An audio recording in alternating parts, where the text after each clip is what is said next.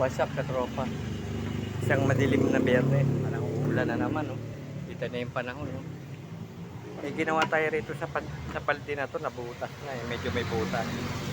Kumuha tayo ng Pinoy pandikit. Katulad nung sabi ko sa inyo, napakadikit talaga nun.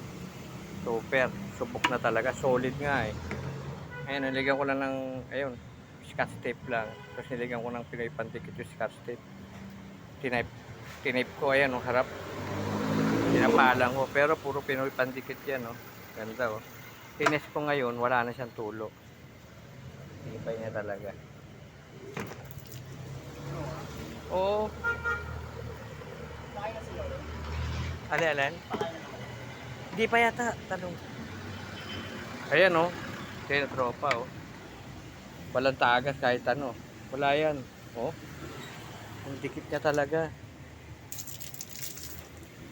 Grabe.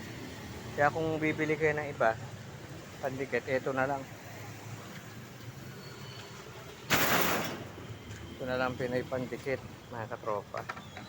Medyo may dumaan na naman eh. Medyo naabala tayo sa vlog natin. Ayan, oh. Payo ko lang. Legit talaga ang Pinoy pandikit, katropa.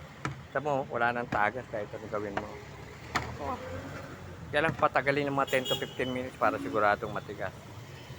Paano yan? Hanggang dito lang mga katropa. Uulan na eh. Mga katropa, uulan na. Like, share, subscribe, Explorer. Shoutout sa lahat ng viewer, subscriber ha.